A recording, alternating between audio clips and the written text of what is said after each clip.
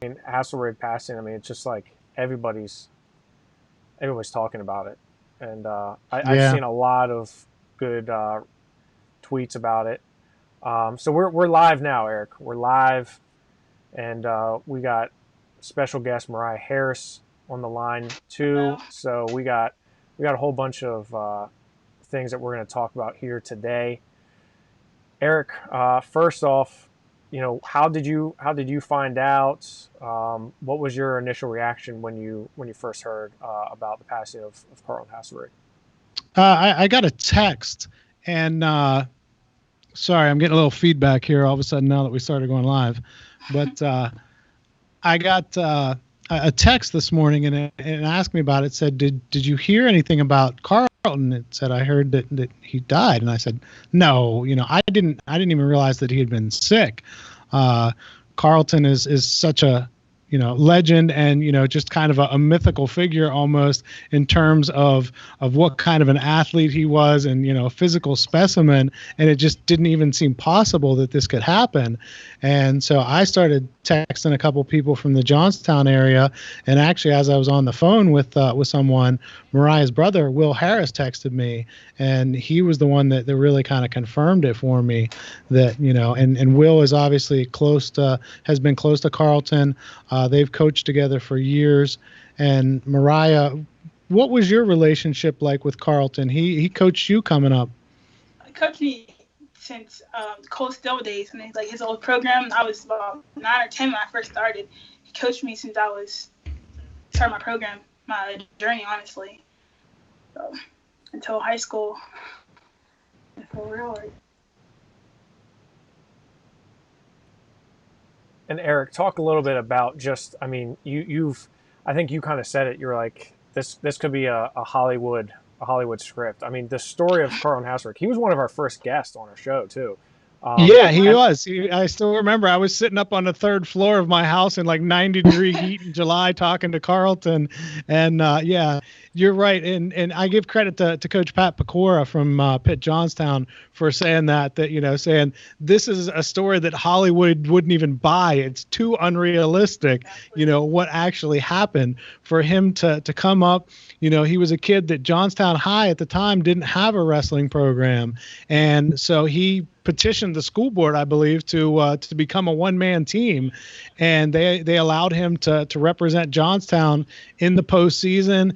He swept through the postseason, won the PIAA title at heavyweight, and just an incredible feat in itself. And then from there, he decided that he was going to play football and wrestle at Lockhaven.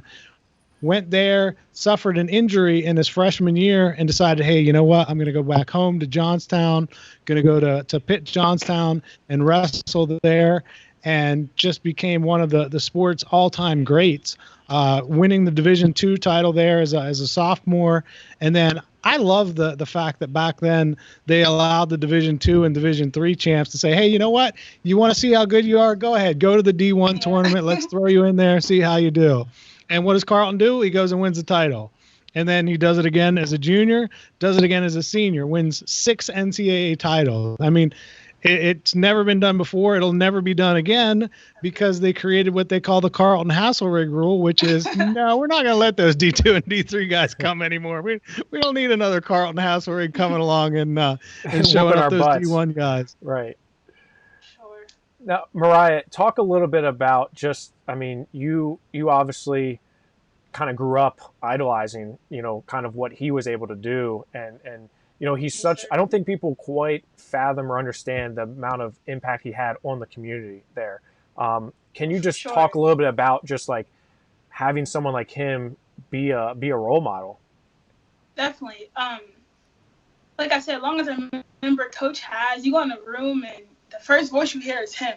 Like, no matter what you're doing, it's him. And he always had that approach of what a kid did or what they had in the past. He looked at them and just seen their, like, what they could see, their potential, basically, and what they could do. And he never judged anyone. He never took credit for anyone, like, being successful or anyone, like, tributes. He always said, like, he believed you, basically, and always said, like, you do it. One thing he always told me before I wrestled, he said, make them believe what you know you are.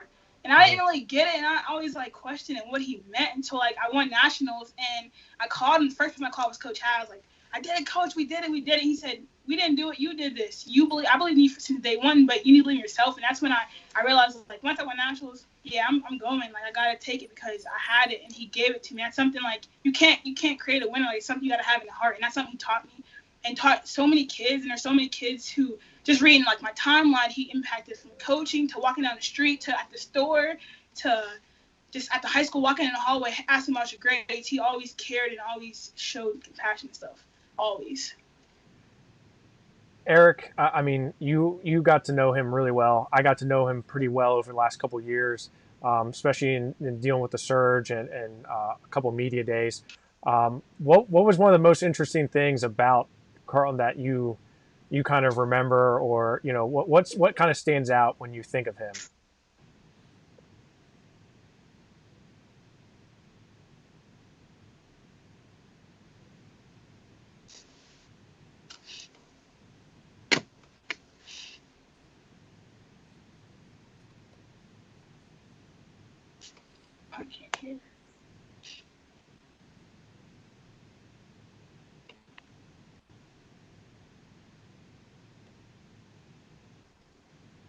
Eric, I think we lost you there for a second.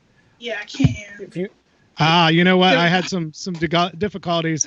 Sorry about that, guys. This is very, Mariah. This is very typical of Eric. He oh, come on now. Who's the one when we don't go live? Who's the one that has to be edited more than anybody, Jeff? Probably me. You're right. You're right. So I asked. Okay, I apologize. That was completely on me. My fault. You heard what I asked, though, right? You heard what I asked about kind of. Yes, sir. I did, and I gave a great answer. It was probably the best answer I've ever given, and no one heard it. No one heard it. But now you can say it again. What I was saying.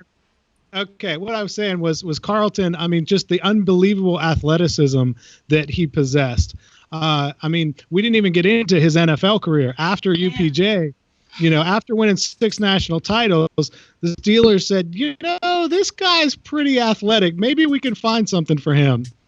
And so they drafted Carlton in the 12th round and he turned himself into a Pro Bowl guard for the Steelers, and had not as long as an NFL career as he might have liked, but I mean, really made a big impact in that time.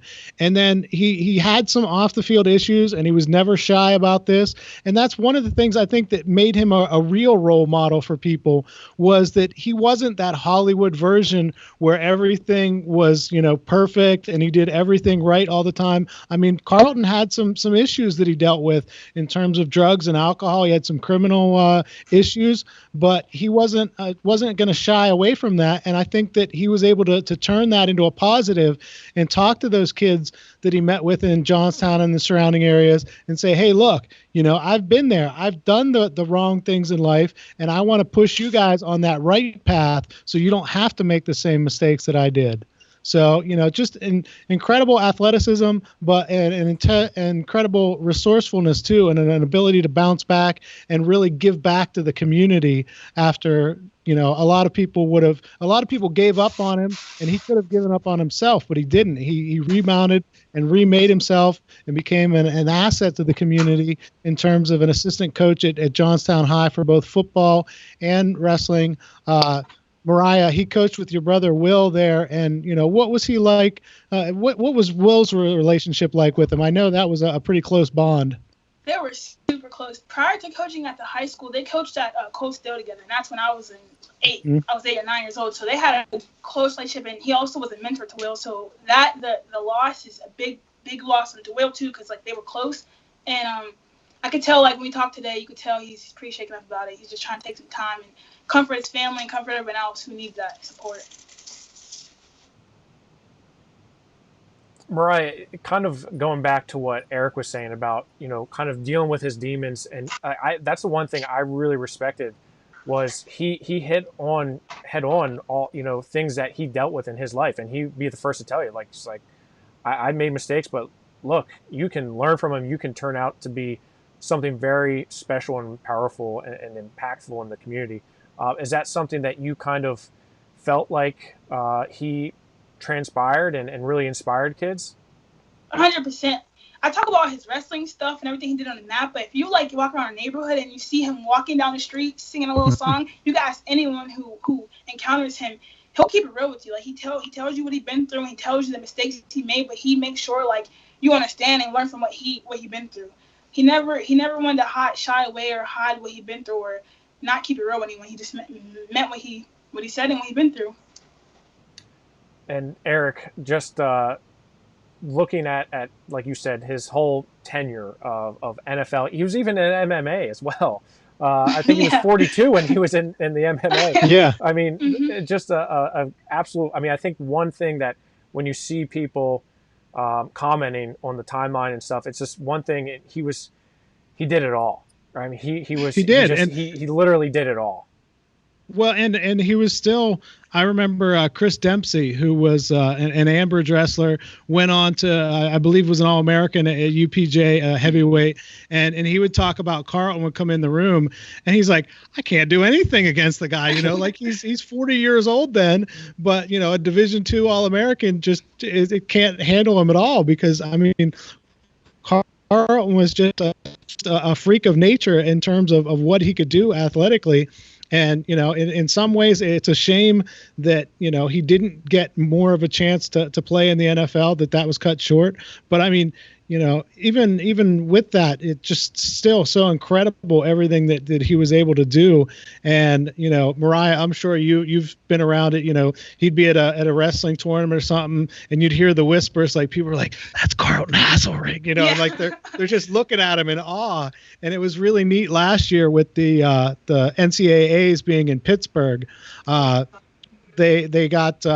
There was a book that came out about him called Giant Killer, and they did a kind of a meet and greet at the during the session breaks, and people would come up and you'd see the same thing there, that these huge wrestling fans from all across the country, and they're like, oh, that's Carlton Haselrig, he was a 6-time national champion, and they're just running down the list of accolades. And so it's really cool to see a guy that we kind of know and look up to and see how that national following, even though it was before wrestling was really mainstream in the way that it is now, and the exposure to it, that people still know his story and what just an incredible wrestler he was.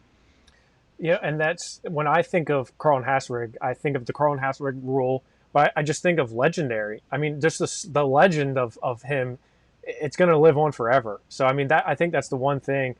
He was a gentle giant, and his legend is going to live on forever just because of all the things that he was able to do. I can just remember my dad telling me stories about him and getting to states, and like you said, petitioning to actually get to states, not wrestling anything until the postseason. Like, who does that? And he was just so motivated. I mean, it's incredible. He's going to be very missed in the Johnstown area. And Mariah, I know just you and your brother were very inspired by him, which is awesome to hear, because you're doing great things for yourself now. Yes, thank you. So, Mariah, tell us a little bit about what you're up to. I know Eric's been on top of your career for a long time now. You've been down in Campbellsville, and tell us a little bit about what you've been doing the last couple of years. Last 4 years of college. And that was definitely a big experience leaving Johnstown to come to Kentucky by myself. That was a huge experience. Coming freshman year, they had a story about me. I came in and there was a senior in my spot and I had to take it. And my coach told me to come take it, and I took it. It was hard, but I took it. And from there, I kind of seen my potential, and I seen like what Pennsylvania wrestling did for me and wrestling the guys, and having to find girl tournaments and drive 5-6 hours to compete with a girl. I seen what that did for me in the drive in the room wrestling females. And then senior year, I knew, every piece of the puzzle, I knew I had all the pieces I had to put together. And I did it. Senior year, getting a title, I did it. So it's definitely something, I've been a huge accomplishment from 4 years here. So WCWA champion, national champion. Yes, sir. How many times did you place? I placed 4 years. 4 years. Were you in the finals 3 years, or? I was in the finals 2 years. My sophomore year, I lost 3 seconds to go. So when I was wrestling in the finals this year, I kept saying 3 seconds, keep pushing. That's all I kept saying to myself. Now, Eric, you were able to follow along with her career in high school and college. Talk a little bit about what stood out to you about Mariah. Well, Mariah was really a groundbreaking athlete in the Johnstown area in our region. We'd had girls that had wrestled before, and they would compete on the boys teams, but they had never gone to the level that Mariah did, and they never wrestled over the summer and freestyle and went to Fargo and put in all of the time and the effort. And she's really been a trailblazer for women's wrestling in our area. And I think there's so many young girls that have looked up to you, Mariah, and what you've been able to do. And now we're seeing a little bit more than that. I did a story a week ago on a girl from our area who's going to wrestle at Lock Haven. And I know your brother is working with girls around the area and is really trying to do a lot for girls and to get that going, and the push to sanction it. And I think there's some really good things happening in the Johnstown area for girls wrestling. Mariah, talk a little bit about, you had mentioned scraping by to find some competition, wrestling with boys, driving hours upon hours to get that competition. Can you see, and we kind of talked before we went live, but I mean, you can see the momentum and the movement of women's wrestling, especially in Pennsylvania. I'm not sure if you are still kind of keeping up with it, but there's a couple schools that have sanctioned it, and we need to get 100. Can you imagine what it's going to look like in 5-10 years? It's crazy. I have to think back to Coach Has telling me and my brother telling me. There was times I knelt on practice and kept saying, keep pushing. You got to make it to the top. You're going to get there. And I look back, and if I would have stopped and, like he said, Johnstown's on the rise, looking at Johnstown, looking at Pennsylvania wrestling, female wrestling, looking at California and all the other sanctioned states is crazy. Like, I didn't have that in middle school or in elementary school. So it's it's eye-opening, but it's amazing to see the experience and, where everything is leading to, and the growth and the potential in Olympics and all that. It's just crazy. So now what's next for you? COVID kind of shut everything down pretty early on for your kind of postseason, if you will. And what's next for you? What's on the agenda, and what do you plan on doing here in the future? Yes, sir. I have Olympic trials next. Whenever they give us exact date, I'll be ready. But right now, I'm just training. I'm in Kentucky. I got done with a run before he called me. I'm just running around and trying to keep my weight down. It's kind of crazy because it's the smallest I've been since I've been in college. I don't know why, but I'm pretty light right now. I'm just trying to keep my weight down and focus on technique and stuff, and study the other side of things. Now, Mariah, where I should know this, and I apologize for not knowing it, but the Olympic trials I know the men's side was at Penn State. What was with the women's? Where were those scheduled to be held? It was also in Penn State. Was it in Penn State? Yes, okay, I didn't even realize that. It was back home, but it was also in Penn State. Yeah, I should have had a story on that, Mariah. Shame on me. Yes, sir. They had it in Penn State. It was April 11th, and I was getting ready for that after the nationals, but we came home and everything was just and Jeff canceled. and I would have been there. Yeah. Yeah, we were. For sure. For sure. Yeah, and Mariah, you'll have to excuse Eric. I mean, that's kind of why okay. that's really kind of, and not to segue into another topic, but I mean, that's kind of the crux of what we're trying to do and trying to build on PA Power Wrestling is to get more exposure for women's wrestling, especially in Pennsylvania, because we saw the momentum with Pat Tossi at the National Wrestling Association. We saw kind of the movement of Sanction PA coming forward, and I think now is the time, right? This is the time to keep that momentum going, and I think that starts with us having dialogue and at least having some voice out there to really broadcast women's wrestling. Mariah Harris should be a household name in Pennsylvania. All these girls that have been competing, Ava Bayless, all the other, they should be out there. And they should be known just like all the male counterparts are. So, we actually hope to have Mariah come on to part of PA Power and actually doing some women's coverage for us, because we just think it would be great to really vocalize that movement that's going on that you see on social media right now. And what's your feelings on some of that stuff, Mariah, on terms of you were spoiled though, because you had Eric to always write about you, so you had plenty of ink when you were coming up. What's your feelings on things? I appreciate you asking me because it gives other girls. I see girls younger than me, and I see them looking up to me. I didn't have that. There were so many times, like I said, I wanted to quit. There's so many times I wanted to give up. There were so many times I was getting my butt beat by all the guys. And PA is one of the best states for men wrestling, so I was getting beat by the best guys. I remember I was in a room at UPJ with Kel Sanderson and Spencer Lee, and I'm kind. What am I doing here? I know I was doing there. I knew it, but honestly, what was I doing there? Wrestling with guys. Right. So I appreciate it, but I think what my approach and I could do is help so many females, and not just Pennsylvania, but all over, and not just wrestling, all over sports. Because females, we're just tough as the guys, if not tougher, if you ask me. Absolutely. You're. I don't think there's any debate about that. And I think some of the things we're seeing, especially with social media, right? We're seeing all these stories, and really for me, the thing I really like about it is hearing the stories about traveling and really trying to find, like, guys, it's, wrestling's it's not football, it's not basketball, even for guys, right? But you throw it into a male-dominated sport now for girls wrestling, it's even harder. It's 10 times harder as a female wrestler. So I mean, the things that you've had to do and the amount of money and time invested, it's like, if you don't have that, how are you supposed to become successful like you? I mean, it's just crazy that you have to fight that much harder to find partners, to get people to work out with you, to go to tournaments. I mean, that to me is the most impactful thing, because once people hear that, whether you're a fan of women's wrestling or not, you hear that and you're like, man, I can appreciate that, So I want to hear you tell stories about you traveling around the country about. Oh man. My senior year, Easter, that was the first time I ever left. Sorry, junior year, first time with my family, had to go to Canada.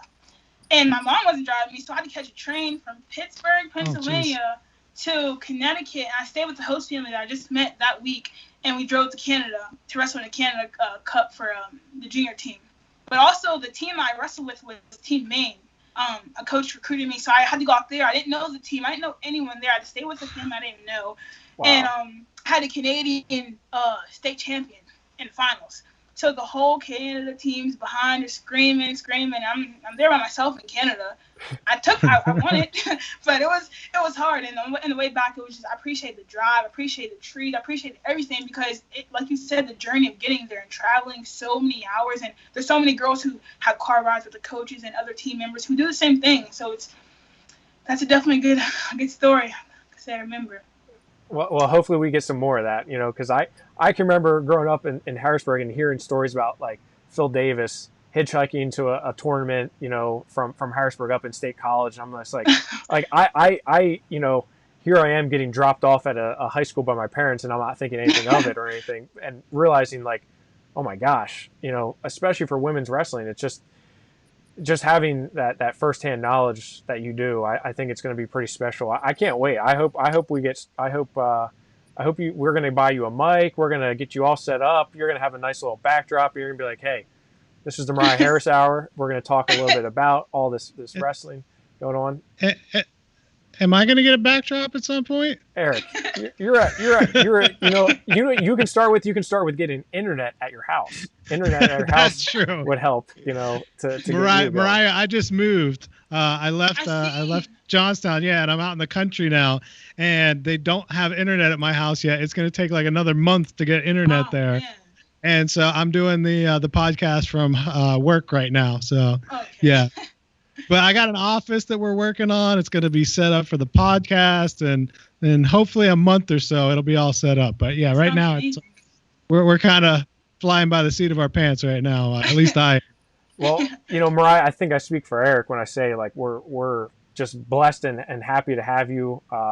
Just coming on tonight and talking, and just hopefully we can hear you some more in the future. And I think, sure. Especially in today's day, I think it was really. I don't want to say fate, or it was ironic, because when we were talking about expanding and getting more women's coverage, and we talked about Mariah Harris, obviously we talked about Carlton Haslerig, right? And it's just like today, such a terrible and sad day, but his spirit lives on through someone like you, right? All the lives that he's touched throughout his coaching and his athletic career, it's like you are someone that's going to kind of continue his legacy. So I think that's pretty special, right? Thank you. Sure, I definitely have to continue that. I definitely have to. Well, absolutely, Eric. Thank you for setting up with Mariah, and we look forward to having you on here multiple times, Mariah. So we'll get you set up, and we're gonna have some fun, and you're gonna. I want to hear that story about all the Canadians. I want all the Oh Canadians my booing you, and gosh. you're just like, you're an American who's with a host family. Hours away from your home in a different country, and you're kind of like the bad person, and they're cheering against you. So I want to hear you describe that in detail and how you felt. So we're gonna have a lot of fun with it, right? Yes, sir. Sure. I look forward to it. Absolutely. All right, Mariah. Well, thank you for joining us tonight, and we will talk to you shortly and soon. And appreciate your time tonight. Okay. Thank you. I appreciate it. All right. Have a good Thank night. you. Thanks, Mariah. So that was Mariah Harris from Johnstown, and really somebody who epitomizes what Carlton Haselrig represents. And when we talked about just his legacy and his coaching and really the way in which he carried himself in Johnstown, I love hearing about just walking down the street and somebody that he recognizes and somebody he talks to is somebody that he's going to kind of inspire and talk a little bit to and about his life, and such a loss to Pennsylvania wrestling. So we're going to get Eric back on here, and hopefully we can have a little debate here about the weight classes.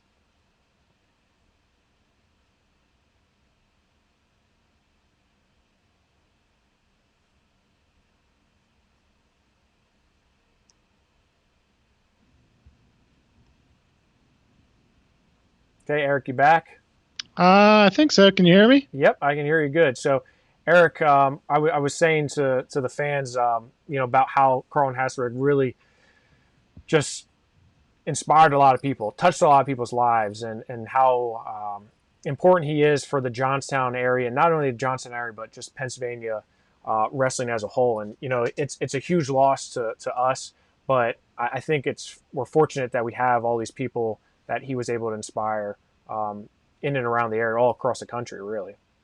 Well, and if you look at it, I'm not going to say that Carlton put UPJ on the map, but he did a lot of things for UPJ. And part of that was he said, I don't see a guy from Iowa or Oklahoma State or any of those guys any different than me. Yeah, I'm from Little Pitt, Johnstown, but there's no reason I can't beat those guys.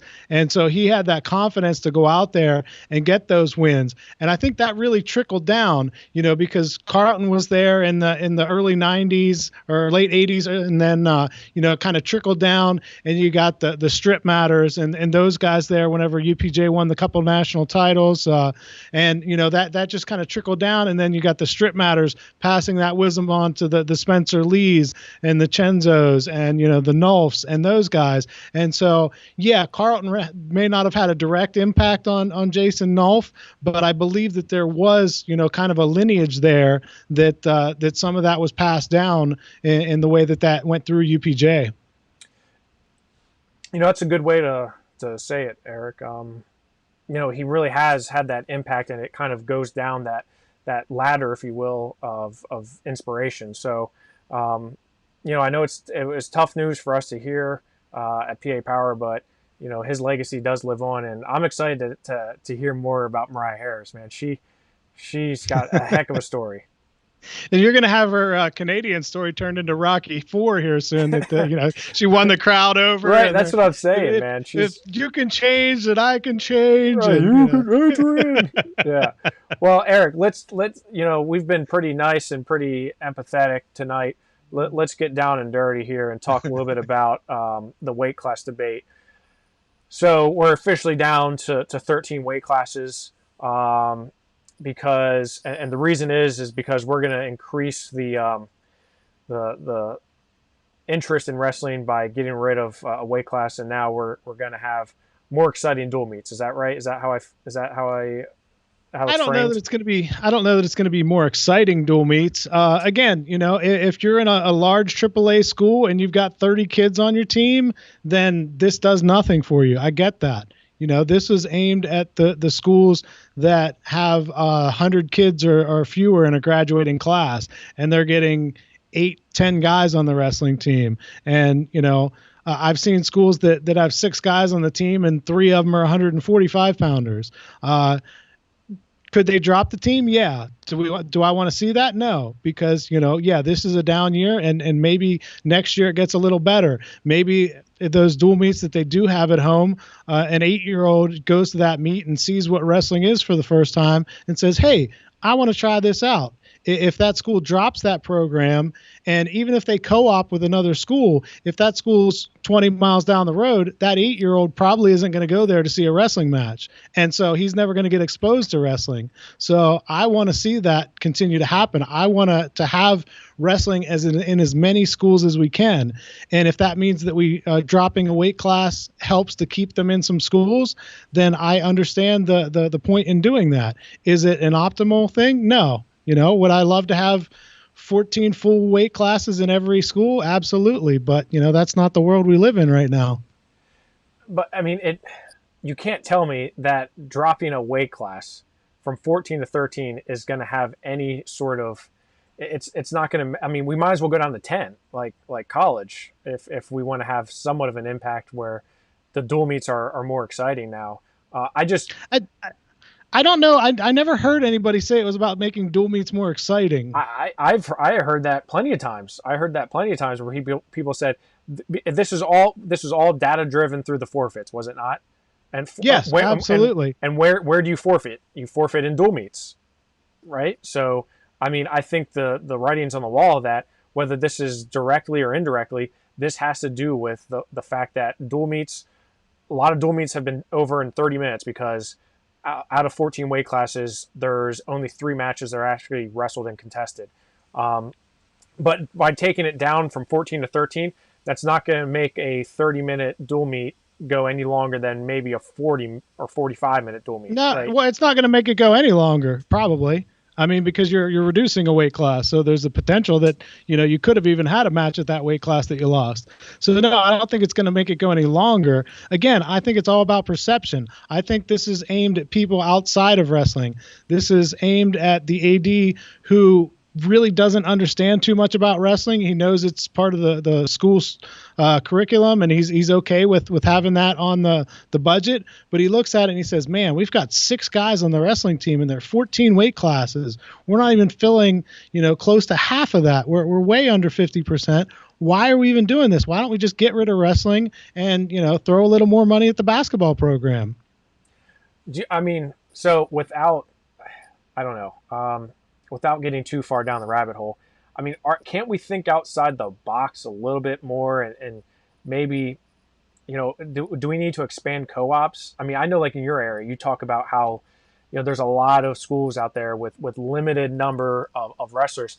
So, to me, instead of punishing, and I use the word punishing because that's what the larger schools, your AAA schools, you are punishing those schools by taking away a weight class. Why not work to maybe try co-oping and getting, those schools that only have a couple wrestlers on a team? Why would you not want to? Again, my feeling is if a little kid may go see a match at his high school, he's probably not going to go see a co-op at a school 20 minutes away. If he's going to be exposed to wrestling, it's likely going to be in his school district because, wrestling isn't football. It's not basketball. You don't turn on the TV and see wrestling on there all the time. You don't go out to recess after lunch or whenever it is and, play. You don't wrestle at recess. You're playing football. You're playing basketball. These kids are going to be exposed to those sports. There's no doubt about that. But if you don't see wrestling in your high school and you don't come from a wrestling family, there's a good chance you're never going to see it. And you're never going to be a part of it unless one of your buddies happens to drag you to a practice and you're like, okay, this is cool. But I think we need to expose as many people to our sport as we can, and that is in the form of dual meets, because you're not getting that kid to go to a 12-hour long tournament on a Saturday. You got to get him there in small chunks and let him see the kids that he can look up to in high school wrestle in a dual meet in the home gym. I mean, I get it, but I don't see how. I mean, it just seems like a knee jerk reaction. It just seems like if you're gonna. I mean, This has been a problem for how many years now? It's not like it's getting any better. It's not like last year was the first time we had forfeits in our sport. and I get that. All I'm saying is that whether we go from 14 to 13, when we talk about taking opportunities away, I mean, I don't know. I just don't understand how it's just going to necessarily grow the sport. Like it seems counterintuitive to I don't understand. I grew up with 12 weight classes, and it was never an issue then. Oh my God, all these people that aren't getting an opportunity to win a state title because there are only 12 weight classes. That's what it was, and it was fine. Yeah, no, I get that. I'm just it seems like we made progress to 14 and now we're going backwards. I mean, you look at the Olympic weights and you talk about a time when there were more Olympic weights as opposed to now. I just don't know if in Pennsylvania as I'm not. I mean, trust me, I'm not. I would much rather see 13 than 12, and I actually don't mind the 13 weight classes. I don't think there's. I think the fact that they kept the lightweights involved was really big and really a big step to hearing the mass that said you better not get rid of the lowest weight class because wrestling is a little guy sport too. I'm more upset at the rationale behind it. Do you know what I'm saying? Like I don't necessarily disagree with the fact that you're going from 14 to 13. I just wish they would be honest and say, why it is you're really reducing it. Maybe it's because whatever it is. I don't know. Well, what do you think? There's a big conspiracy here? Well, I want to know what the reason is. If it's not because I don't think there's a conspiracy. I'm just saying, like, why is it that if you're saying you look at the data, you look at all the weights that have been forfeited, 106 historically, right? And because you can't bump into 106, right? You can't bump into it. So we keep 106, but yet we get rid of one of the weight classes in the upper weights. I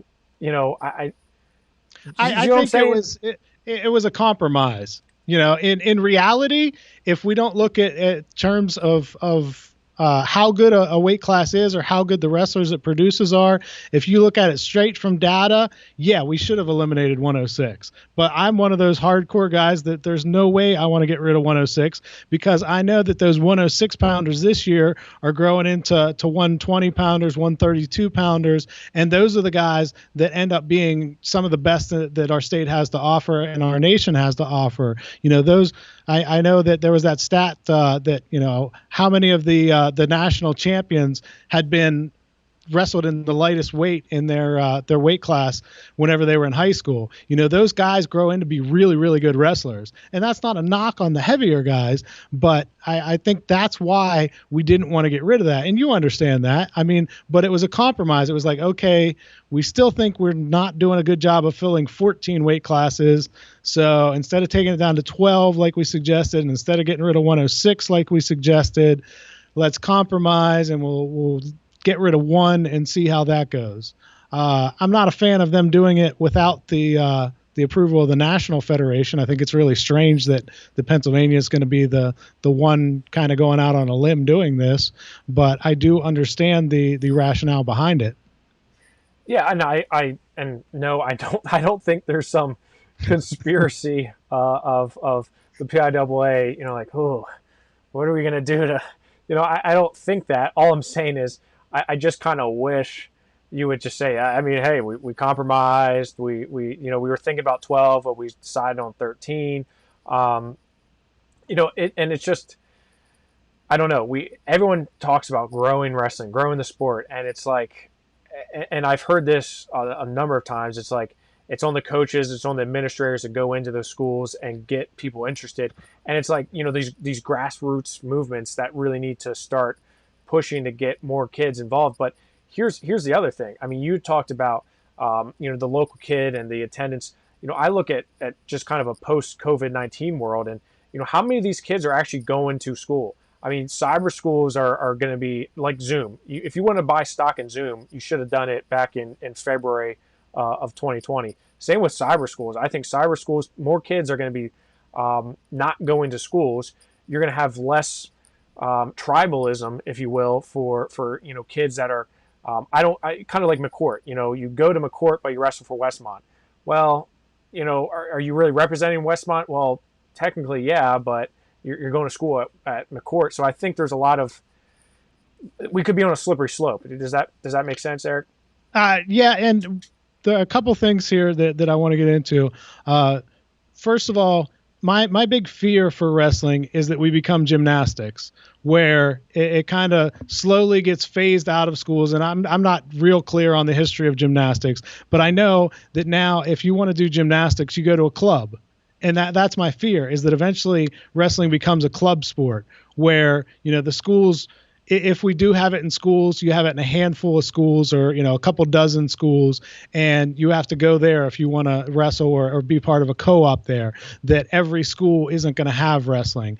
That, Somerset County has 11 school districts in it, and I think 5 of them have wrestling, 4 or 5 of them. How long until it's down to one of those because they can't fill a team? That's my fear, is that the proliferation of clubs, which have done an excellent job at making better wrestlers and that top level a really, really high end wrestler, that's also, in my opinion, killed that lower and medium level, because now it's really hard to go out for wrestling. We talk about wanting the coaches to go in and find kids and get them out for the team.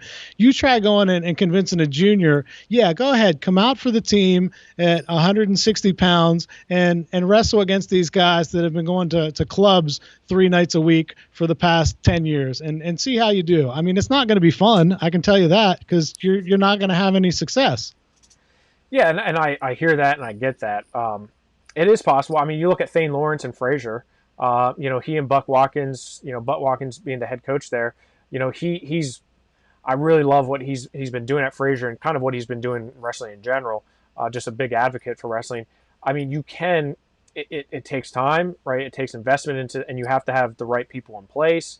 You have to have the right administrators. You have to have funding. You have to have support from boosters, and you have to have really that feeder program. And that's why we've seen multiple schools that started wrestling, especially Catholic, private, non-boundary schools, where they're struggling because they don't have that feeder program. They don't have that youth program that's bringing wrestlers into it. So, I mean, I see what you're saying with the gymnastics and falling down that slippery slope of, if we just become a club only sport. I could see that now a little bit more so than maybe pre-COVID, especially because of, kids not being in school potentially. But, I still have a hard time wrapping my head around why we should go to 14 to 13 because of forfeits. You could just say we have too many weights. We want to make it more exclusive. I don't know, but just say what you really feel, and instead of I'd be interested, and I'm sure somebody's broken down the numbers, but to see how many schools forfeited at least one weight last year, on a regular basis. Was it over 50%? I would say probably. And don't we have a problem then if 50% of the schools can't fill all the weight classes? Isn't that an issue? I mean, don't we have too many weights then? Yeah, I mean, I would say we probably do then. I worry about those guys that, are going to be bumped out of the lineup, but I also think about, the optics of it and the look of it. And, obviously having 14 weight classes versus 13, is it going to make a dual meet that more exciting? Probably not. But 13 weight classes it's people are still going to go to dual meets because it's not like people are saying, all right, I give up on wrestling. They're down to 13 weight classes. I'm done with wrestling now. And like you said, growing up having only 12 weight classes, I'm trying to understand, rationale, and I'm trying to understand why we're moving in that direction. And I would say that, yes, it's almost like something like this. You can say, well, until you can show me, almost as an adult, like to a kid, until you can show me you can fill all your weights, I'm not going to, you're only going to get this, you only have this number of slots. And until you can prove to me that you can fill these, then I'll let you have more, So when you eat your dinner, you can have dessert. Right. Exactly. And Eric, I know you love your dessert, but Is that a fat joke, Jeff? Come on. no, it's not. That's not a. You look great, Eric. You look great. All I'm saying is, I can see, the parent kind of scolding the kid and saying, right, hey, you teams have been, blowing this. You haven't been filling your lineups. Even the good teams, I'll admit that too. Even some of our bigger, AAA schools will still have a hard time filling some weight, and it's normally on that tail end. It's normally that 220 heavyweight or that 106 113. It's kind of the middle's always can always find someone to kind of fill that at bigger schools. Well, and I wanted to say, I don't think this is going to be a wrestling specific problem either. I think, and you touched on it earlier, I think whenever you have fewer kids going to physical school locations and doing charter schools and things like that, I think you're going to see the numbers in sports drop across the board. I think we're going to have fewer people in athletics. The state population, we lose population in a lot of our areas anyway. So a lot of the school districts have shrunk over the past couple decades as it is. And I think that the numbers of athletes are going down, and it wouldn't surprise me. In terms of football, I would venture to guess that we're going to see the formation of some 8-man football teams. And, are you going to be up in arms then and be like, oh, my God, we've reduced the opportunity for 3 players? How can we have 8-man football? It's not growing the sport. Is that what I sound like? Yeah. I think that was pretty accurate. We should put a disclaimer on this because I want to just use some bad words right now, Eric. That's not how I sound, number one. Number two, it's a conspiracy. Number two, football doesn't need to grow because football owns a day of the freaking week. Okay, I tell you what, I think football is on the downward slope. I think the numbers are dropping. I agree.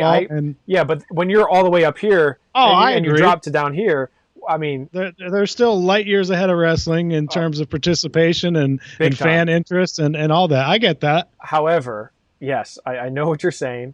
I have a hard time understanding, again, concepts and conspiracies and rationales of what in the heck are we doing here with wrestling. And here's the one thing I've learned in kind of arguing this and debating this with a lot of different people from a lot of different areas is there is no one solution. And you know this in sports and in life. There's always going to be somebody who's upset. There's always going to be somebody, whether it's the little guy who gets slighted because we take away 106, or if it's the heavyweight who gets slighted because now we only have we got rid of the 215 or 220 pound weight class. So you're never going to make everyone happy, which I get. However, we got to at least think outside the box a little bit. Are there things we can do? So reducing weight classes was in the box? Yeah. I think that was outside the box. I would say reduce it. That's probably the easiest cop-out thing you could do is instead of like making a mandate to like say like if you only have X amount of wrestlers, you shall, you can't compete in dual meets or something like this. Yeah, see that to me is the worst thing you can do. That is far worse than dropping. I know that's what I'm saying. I'm saying this is like that is more outside the box. Right, I don't want to be in your box then. That's no. I think my box is like with the PIAA. It's you can't change a whole lot. It's kind of like we're gonna do this or that. The easy route is we're gonna cut a weight and that's it. Okay. So they did take some positive steps that I think were outside of the box though. Last year in terms of saying, okay, you can have multiple wrestlers in a weight class. I agree with you 100%. And I'd love to see them do that for the postseason. Yep, me too. And honestly, I'm fine if they have different weights for the postseason or for tournaments than they do for dual meets. If you want to go with 14 in a tournament, have at it. I don't see that hurting anyone in any way, because if you can't win in a tournament because you only have 6 guys, so be it. That I don't have a problem with that. So I don't know if you've ever listened to Wade Chalice's blog, and we're coming up on an hour here, and we call this the PA Power Hour for a reason. We don't want to go too far over an hour. However, and I want you to start chugging a beer, Eric, while you're at it. That's a different kind of power hour. I'm way too old for that. Yeah, you're right. It's been a while. I went to West Virginia, so. So you look at Wade Chalice, he has some. You want to talk about outside the box? He's outside the box and then through the forest. And you know what? But he has some pretty good ideas sometimes where you're like, oh, I didn't really think about it that way, but that kind of makes sense. So like, if you haven't, and for all those fans out there listening, because I know there's a whole 14 of you, you should definitely read some of Wade Chalice's ideas on improving wrestling and kind of making the dual meet more exciting. I 100% agree with you, Eric. I would love to see that be implemented in the individual postseason where you can enter multiple kids from a school. You have 14 weight classes, 4 individuals. Maybe for dual meets, again, maybe we only have 6. Give me your best 6, and we do it that way. I don't know, but I'll tell you this. And maybe that you have different rules for double A and triple A in terms of dual meets. I mean, I don't see many AAA schools because where I live, it's all small schools. And these are the ones that are really struggling to fill a lineup.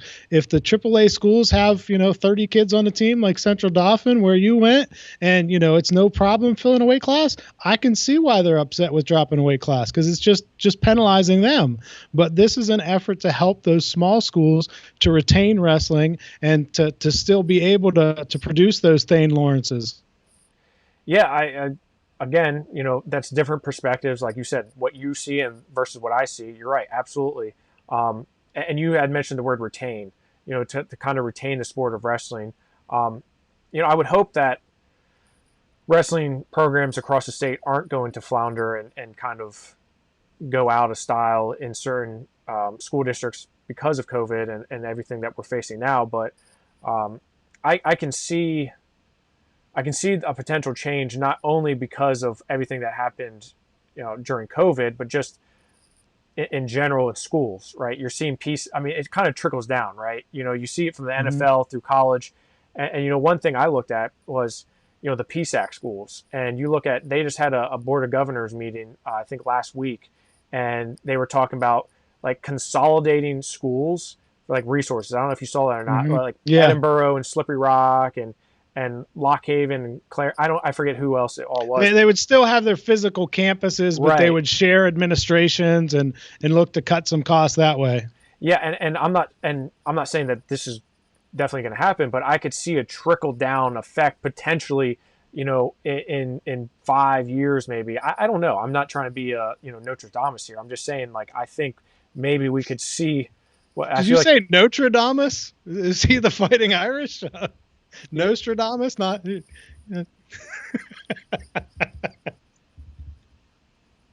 Eric, you're so lucky our hour is up because I'm about to lose it on you. You can see why we don't do well in a car together for 8 hours. Now you just screwed up my train of thought. You just ruined it. Newt Rockney making predictions. You're so funny, Eric. You're so funny. Oh God, I hate you so much. You love me, Jeff. I don't love you. Listen, we're at our hour. We're done. I'm done with you. I'm gonna go eat some dinner. Listen to Wade Chalice. Go read some of his stuff. Also, I would read Dave Crowell from Nazareth.